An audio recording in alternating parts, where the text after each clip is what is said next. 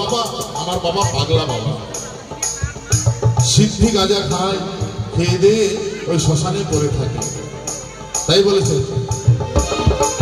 বাবা না ভাগের ভোলা নেশার খোঁজার কাটে না, তুই যে তোমা দয়া মই তোর তো এমন সাজে না, তার হাতারি নেমে আয় মা,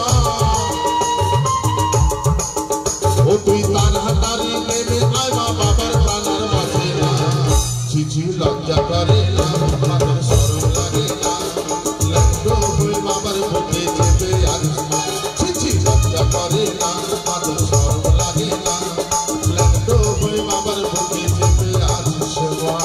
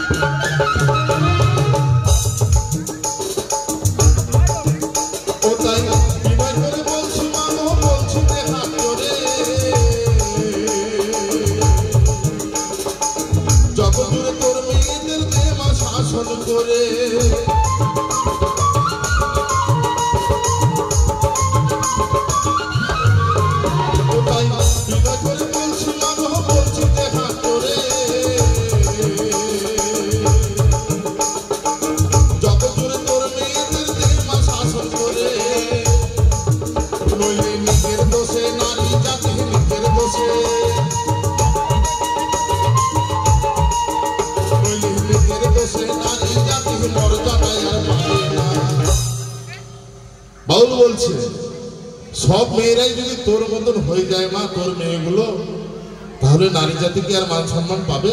পাবে না। তাহলে এই যুগের মায়েদের আমার কেমন হতে হবে?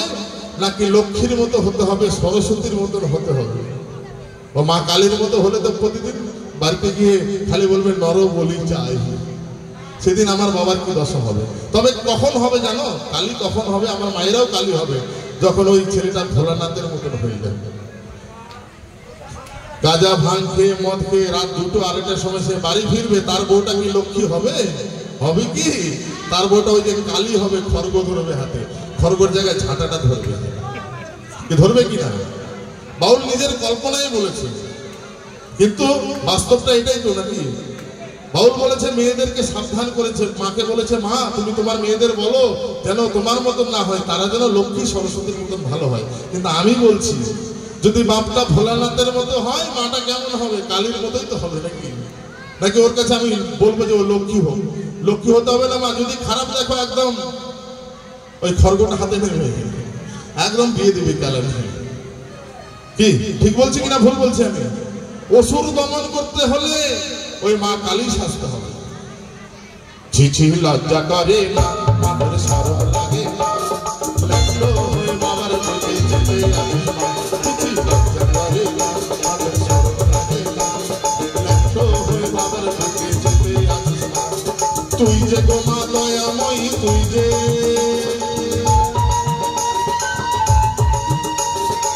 যে গো মা দয়াময়ী, তোর তো যেমন সাজে না, ছিছি লজ্জা করে না, মাদের শরম লাগে না, লাগলো বাবার বুকে চেপে আসিস মা, ছিছি লজ্জা করে না, মাদের শরম লাগে না, লাগলো বাবার বুকে চেপে আসিস মা, ছিছি লজ্জা করে না, মাদের শরম লাগে না, লাগলো বাবার বুকে চেপে আসিস মা, ছিছি লজ্জা করে না, মাদের শরম লাগে না,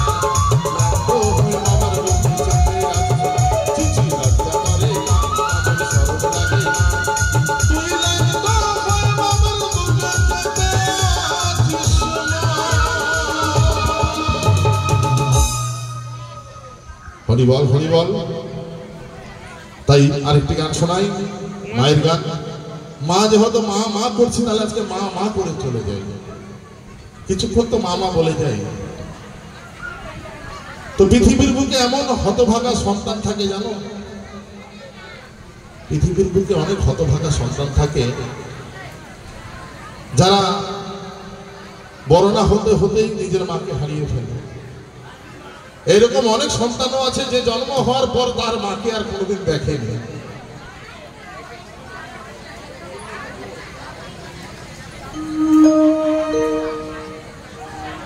শুধু একটা কথাই বলে যাই, ভগবান তোমার ঘরে কি কোনো বিচার নাই? কেন? আমি তো একজন অবোধ সন্তান, আমি কি পাপ করেছি ভগবান? যে আমি যখন পৃথিবীর বুকে এই আলো বাতাস তোমার সৃষ্টিতে সব, যখন আমি এই পৃথিবীর আলো বাতাস দেখতে আসি, তখন তুমি কি করে না কি আমার মাকে কেড়ে নিলে? কিবা হয় না এরকম? কত মা যে নিজের সন্তানকে জন্ম দিতে প্রাণ হারিয়েছে, এরকম অনেক মা, অভাগাইনী মা অনেক আছে, এরকম অভাগা সন্তান অনেক আছে। তাই একজন সন্তান যখন তার মাকে হারিয়েছে, তখন সে ভগবানকে প্রশ্ন করতেই পারে যে ভগবান আমি কি পাপ করেছি? আমি তো সবে জন্মগ্রহণ করেছি, ভগবান তুমি কি করলে? তোমার কি এটাই খেলা ছিল ভগবান, যে আজকে আমাকে যখন তুমি পৃথিবীর আলো বাতাস দেখালে, তখন আমার মাকে কেড়ে নিলে? এই পৃথিবীর বুকে হতভাগ্য কারা জানো? যারা ছোটবেলায় তাদের মা বাবাকে হারিয়েছে। কারণ এই জগতে মা বাবার উপরে ভালো তোমাকে আর কেউ বাঁচতে পারবে না। আর মা একটা এমন জিনিস, মা ছাড়া পৃথিবী অর্ধেকের বেশি বন্ধ হয়ে যায়। কারণ একটা সন্তান যদি চোর হয়, একটা সন্তান যদি ডাকাত হয়, একটা সন্তান যদি শয়তান হয়, মার কাছে সে কোনোদিন খারাপ হয় না। মা সেই সন্তানটাকে নিয়ে বেশি ভাবে, কেন জানে? ভালোটাকে নিয়ে কম ভাবে, জানে আমার ভালোটা সবসময় ভালোই থাকে। কিন্তু মার মন কি খায় জানো? যে আমার ছেলেটা আজকে রাত্রি 2টো হয়ে গেল, 12টা বেজে গেল, এখনো বাড়ি ফিরল না। আমার ভাইয়েরা বোঝে না, আমিও বুঝি না। আমিও সত্যি কথা বলতে আমার মার কাছে হয়তো ভালো সন্তান আমিও হতে পারি, কিন্তু আমার মাও বলে বাবু তাড়াতাড়ি বাড়ি ফিরিস। কিন্তু যেদিন আমার মা হারিয়ে যাবে, কেউ কে আমায় বলবে তুই তাড়াতাড়ি বাড়ি ফিরিস? বলবে? মায়ের জায়গাটা তাই সবসময় আলাদা। তাই একটি সন্তান যখন জন্ম নেওয়ার সঙ্গে সঙ্গে তার মাকে হারিয়েছে, সে ভগবানকে প্রশ্ন করছে। আমার গানে গানে মহাজন কি বলেছে শোনো।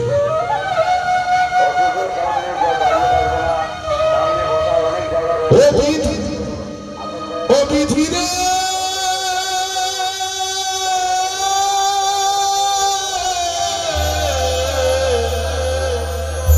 ও বিধি রে,